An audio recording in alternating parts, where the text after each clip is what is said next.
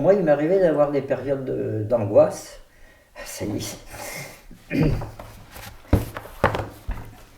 D'avoir des périodes d'angoisse par rapport à tout ça. Vous habitez chez vous, vous avez toujours l'impression qu'il va se passer quelque chose.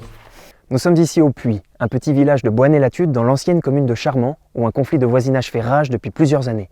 Sur le papier, le village a tout d'un coin tranquille.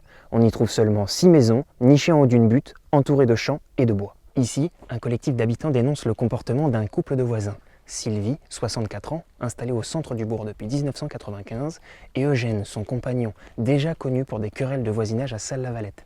Menaces physiques, verbales, doigts d'honneur, crachats et espionnage, les plaignants que elle a pu rencontrer dépeignent un climat délétère où les procédures en justice sont devenues monnaie courante, sans véritable résultat. On a toujours peur, on se méfie si elle ne va pas arriver derrière nous. Je ne vais jamais aux poubelles parce que ça veut dire que je passe devant sa porte, donc je demande toujours à quelqu'un d'emmener mes poubelles. C'est sa manière d'agir sur nos vies, et ça, c'est pas acceptable. Qui vient chez nous, à quelle heure vous rentrez, quand vous partez, tout ça, elle le sait. Vous avez beau être humain et essayer d'ignorer ces délires, à un moment donné, ça vous prend au trip, c'est pas possible.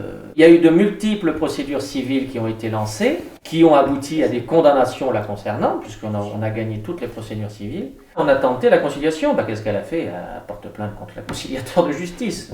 Voilà. Nous, on veut que les choses avancent et cessent. On veut pouvoir vivre normalement chez nous.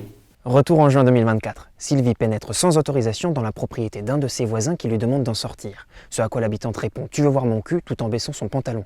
La scène, filmée, est suivie d'une plainte pour exhibitionnisme.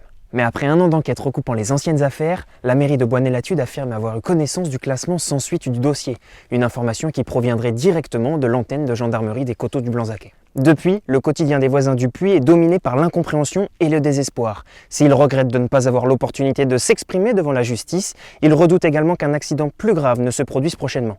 Interrogé, le parquet s'est contenté d'affirmer qu'une stratégie de regroupement des faits avait été menée au printemps dernier, avant d'ajouter que si la situation n'est pas réglée, elle n'est pour autant pas perdue de vue et est en cours de traitement. De leur côté, Sylvie et Eugène ont décliné nos sollicitations.